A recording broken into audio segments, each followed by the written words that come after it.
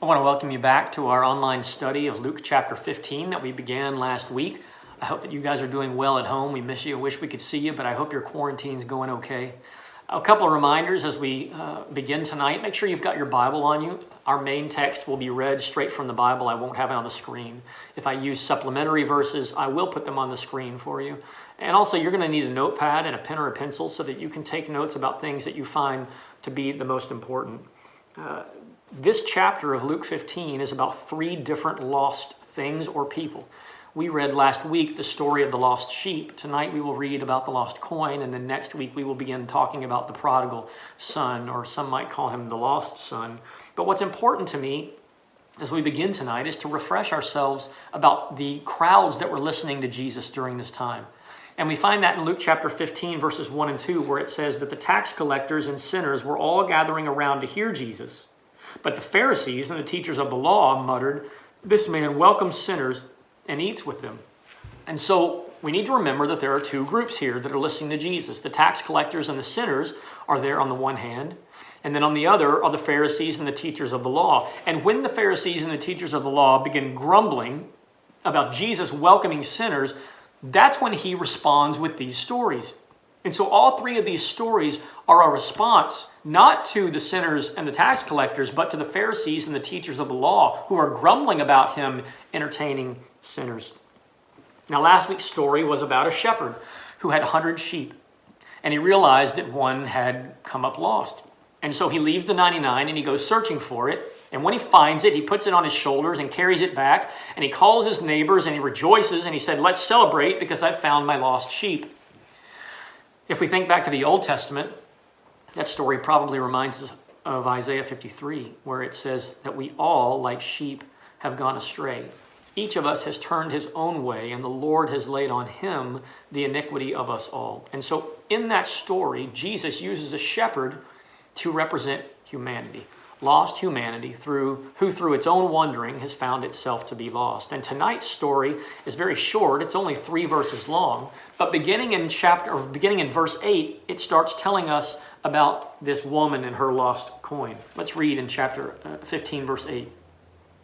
"Or suppose a woman has 10 silver coins and loses one. Doesn't she light a lamp, sweep the house, and search carefully until she finds it? And when she finds it, she calls her friends and neighbors together and says, 'Rejoice with me, I have found my lost coin.' In the same way, I tell you, there is rejoicing in the presence of the angels of God over one sinner who repents." In 1997, my junior year of high school, I, along with several of my best friends at the time, took a visit to Lake Cumberland, Kentucky, where we stayed in a cabin for a few nights. And there at Lake Cumberland, there used to be a waterfall that was named 76 Falls. Tradition holds it that it was named for the nearby town of 76, Kentucky, which was established in the 1800s.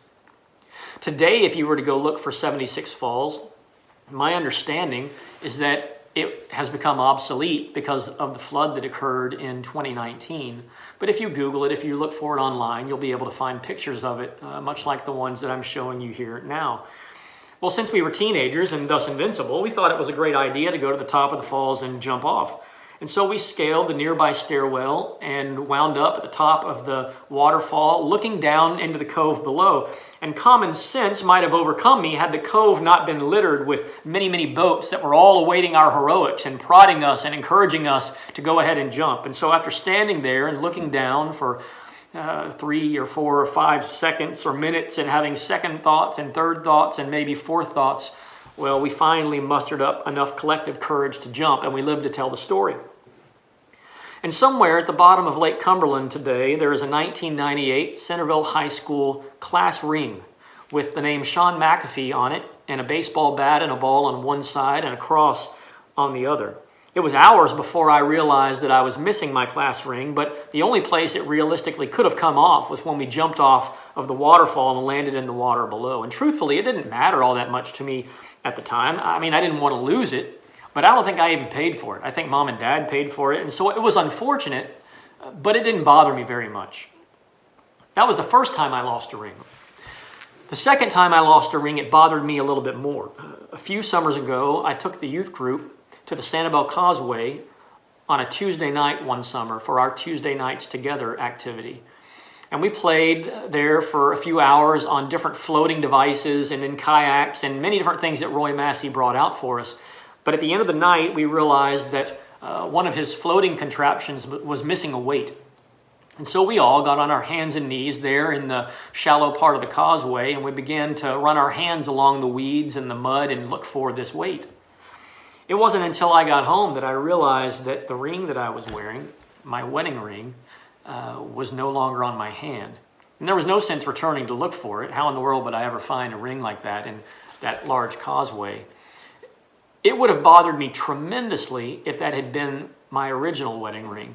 Fortunately, after a few years of being married, I got too fat to wear that ring and my fingers enlarged, and so I wound up buying a different one. It was made of tungsten carbide. I think it only cost me $80 or $90. And though it wasn't worth as much as my class ring probably was worth, it was a greater loss to me for sentimental reasons. And tonight's story is about a woman who loses something that perhaps holds even more sentimental value to her than monetary value. How is that true? Well, it's very possible that the 10 coins that we read about in her story were part of this woman's dowry. In other words, upon entering marriage, women at this time often wore headpieces or necklaces made of 10 drachmas. They wound them around string and into a cord and wore them on their heads or around their necks. And so it's very possible that these coins were of a greater value to her in terms of sentimental value than they were monetary value. And we also need to consider that this woman is likely very poor. 10 drachmas isn't a great deal of money. A drachma is usually about a day's wage. And the home of the poorer classes was characterized by dust floors and very few, if any, windows. And so finding this coin would have been a bit of a challenge, especially if it was lost in the dust in a house without any windows and she was only using a lantern to look for it. And so I think it's easy sometimes for teachers to overthink Bible stories. I believe this story lends itself to that. I think we could explore all kinds of things. Was the lantern the light of the world? What exactly did these coins represent? Were they her last 10 coins? There are all kinds of questions we could ask about it. But I think what's more important and something that I'm more interested in is comparing this story with the previous one. And so let's just think in terms of comparison. In both stories, we have something that's been lost. In both stories, we have a seeker. In both stories, the lost thing is found by the one that's seeking it. And in both stories, there is a celebration. Now, Jesus uses both of these stories to explain to the groups around him why he welcomes sinners and eats with them. Why does he do that? He does it because when he welcomes sinners, when he eats with them, the Father in heaven is seeking the lost. He is seeking after his sheep. He is seeking about the coin that he lost that is so valuable to him.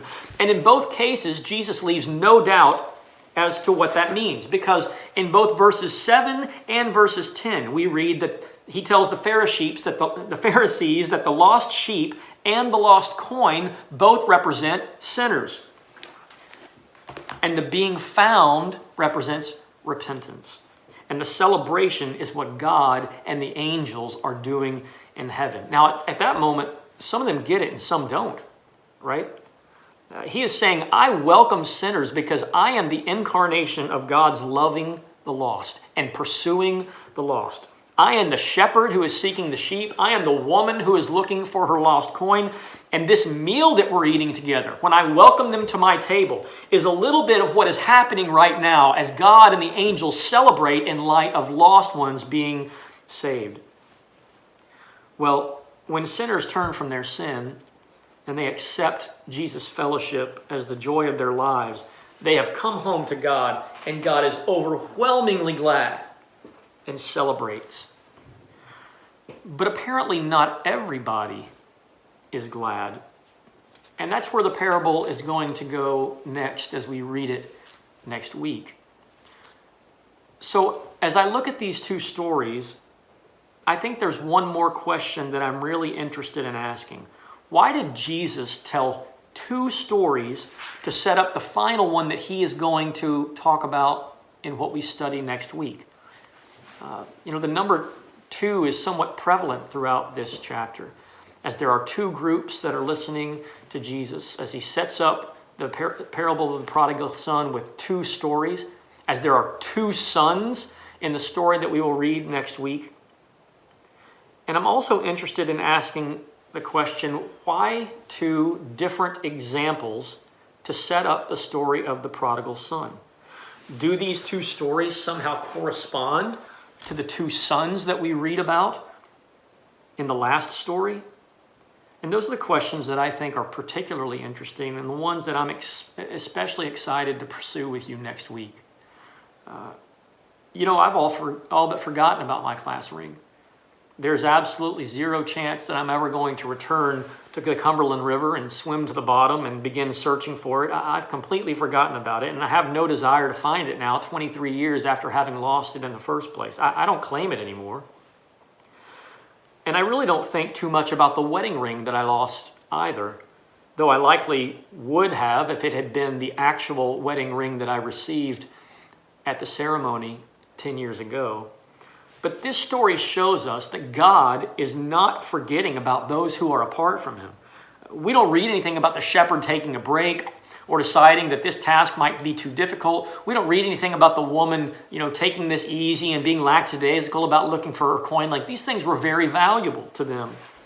And if you find yourself in a position where you think, I've been away from God for far too long, like he probably just doesn't even care about me anymore, he doesn't see me anymore, this story should serve to remind you that God never forgets about those who are his. You might be in the dust somewhere, you might be in some dark corner, you might have wandered off to some other valley, but God hasn't forgotten about you. His eye hasn't left you. He still sees you, cares about you, and loves you. One last thing about the story that I think is important. A drachma was a coin that was worth about as much as a silver denarii, which meant it was worth about a day's wage. But more important than what it was worth was what was emblazoned on it. The drachma was a coin that was imprinted with the image of a king. It was imprinted with the image of the king of the day. And I like that thought, that just as we are symbolized by sheep in the first parable, we are symbolized by a coin in this story, a coin that bears the image of the king. And so you and I bear what we call in Latin the imago Dei. We bear the image of God. We are his. It is he who should sit upon our hearts and sit upon the throne of our lives. In this parable, the thing which was lost was altogether ignorant of being lost.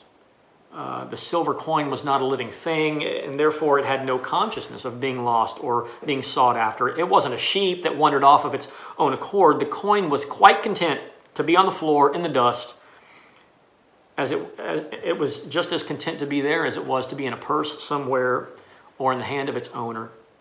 It knew nothing about its being lost. It couldn't know anything about being lost. It was an inanimate object. And so it's just the same way with a sinner who is spiritually dead in sin. He is unconscious of his state. And there's no way really to make him aware or understand the danger and the terror of his condition. But just like the story of the lost sheep, there is much rejoicing in heaven over the fact that one person comes to Christ, just as there's much rejoicing over the coin and the sheep. And so we get excited, right, about our weekend plans, or we used to get excited before we were quarantined. We got used to get excited about our vacations and used to get excited about all kinds of things, our ball games and our relationships. But how excited do we get over a saved soul? How excited do we get when someone comes to Christ? Over someone getting baptized? Do we even really realize what we're watching when we get the privilege of watching someone be baptized? I've been in the Church of Christ all my life. Still today, there are many, many churches who would oppose clapping when somebody is baptized. They believe we should remain silent. I don't really want to be any part of a church that refuses to rejoice when someone is saved. We should no more be silent when a sinner repents and comes to Christ than a shepherd would when he finds his lost sheep, or than this woman would when she found her lost coin. And so you remember the song, Amazing Grace, how sweet the sound that saved a wretch like me. I once was lost, but now I'm found. I was blind, but now I see. And so it took the Holy Spirit of God to awaken me from my lost state. I didn't find God, right? God found me. Jesus said, I come to seek and save the lost. In Amazing Grace, the old hymn didn't say that God was found. It says, I once was lost, but now I am found. Why am I found? I'm found because God came looking for me in his infinite grace. Romans 3:11 says that no one understands God, that no one seeks God. Psalm 53 says that God looks down from heaven on all mankind to see if there are any who understand, any who seek him. Romans 3 says, all have turned away. They have together become worthless. There is no one who does good, not even one. And so this may be part of what the parable here is saying. The coin didn't find the woman, nor did the coin seek the woman. But it was the woman who found the coin, and she wasn't able to do it until she swept and searched in every nook and cranny of the house.